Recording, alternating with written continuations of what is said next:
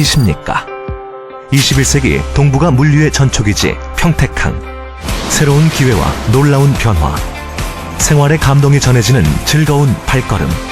평택이 시민과 함께 대한민국 신성장 경제 신도시로 더 새롭게 발전합니다. 존경하고 사랑하는 47만 평택 시민 여러분, 그리고 김인식 의장님과 양경석 부의장님 비롯한 선배 동료 의원 여러분, 공재광 시장님, 정상균 부시장님을 비롯한 1700여 공직자 여러분, 또한 시민의 알 권리 보장을 위해 애쓰시는 언론인과 평택시의회 애정과 관심으로 방문해 주신 시민 여러분, 자치행정위원회 위원장 오명근 의원입니다. 저는 오늘 급속히 발전하는 우리 시의 이면에 발생하고 있는 환경 문제를 조금이나마 개선코저 쓰레기 감량 방안을 제안하고자 7분 자유발언을 하고자 합니다. 평택시에서는 2015년 2월부터 추진된 쓰레기와의 사랑과 전쟁을 통하여 쓰레기 감량을 무단히 노력을 해왔습니다. 이에 따라 쓰레기 불법 투기 방지와 종량제 봉투의 사용 실적이 향상되고 있으나 여전히 재활용품 분리 배출에 대한 시민의식이 결여되어 일반 쓰레기 종량제 봉투에 재활용용품을 혼합 배출한 사례가 많아 이를 해소하고 일반 쓰레기 발생량 감량을 위하여 제안하고자 합니다.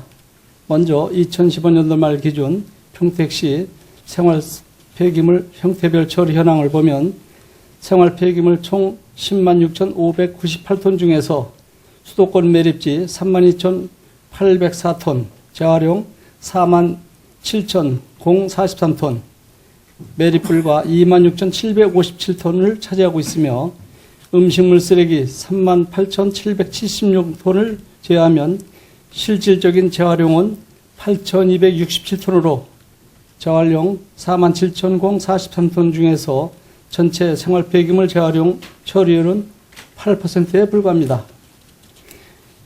1인당 1일 생활 폐기물 처리 현황을 보면 2014년도 0.624톤을 대비 2015년도 0.63톤으로 0.01톤 증가하였고 매년 점진적으로 증가 추세를 보이고 있으며 생활 폐기물 예산 현황을 보면 2015년도에는 226억 원으로 전년도 2016원 대비 10억 원이 증가를 하였습니다.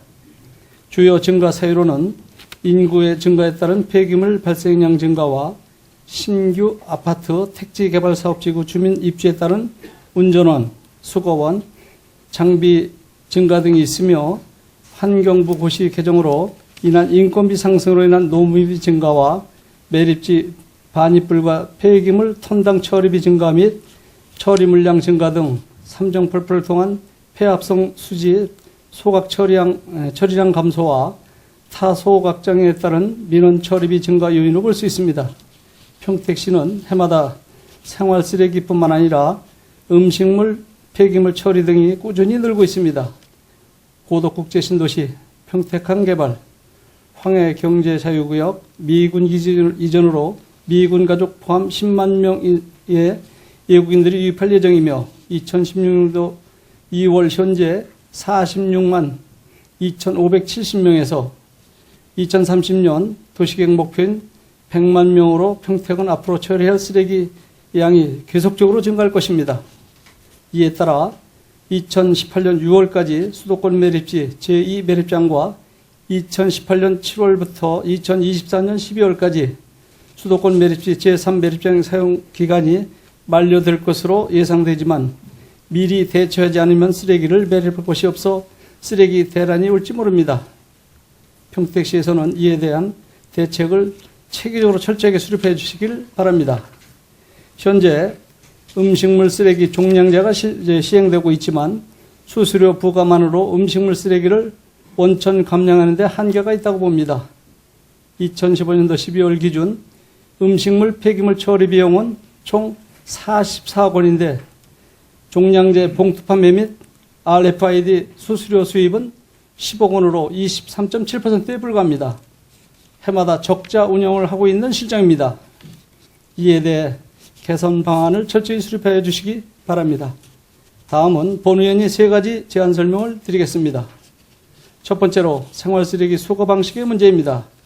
생활쓰레기 수거가 공동주택의 경우는 잘 이루어지고 있지만 단독주택이나 원룸, 밀집 지역에는 상습적인 쓰레기 투기, 무단 투기와 배출 시간 미준수 행위로 대로변에 쉽게 방치되고 있는 쓰레기를 볼 수 있고 아무 곳에나 쓰레기가 쌓여 있어 대도시 미관을 해치는 음식물의 악취가 발생하는 등 민원이 끊이지 않고 있고 구역봉투 미사용 등을 주장하여 오히려 도시 미관을 크게 해치고 상당수 거점 수거지는 주요 도로변에 위치하고 있고 휴일 미수거로 쓰레기가 거리에 휘날리게 되는 등 문제점이 있어 현행 거점 배출 수거 방식은 문제점을 개선하고자 평택시에서는 배출 수거 방식을 문전 배출 수거 방식으로 시범적으로 전환한 걸로 본 의원은 알고 있습니다.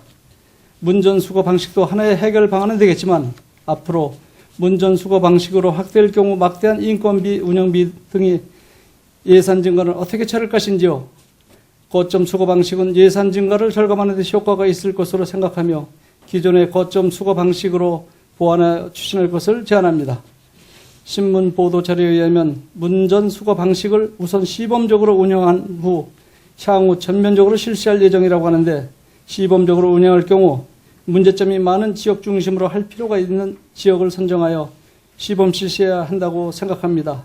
왜냐하면 향후 문전 수거 방식으로 전면 실시할 경우 구도심 지역은 생활쓰레기 수집 운반 시간대에는 골목 주차로 인해 청소 차량의 진입 불가가 예상되는 바 이에 대한 대책이 필요합니다.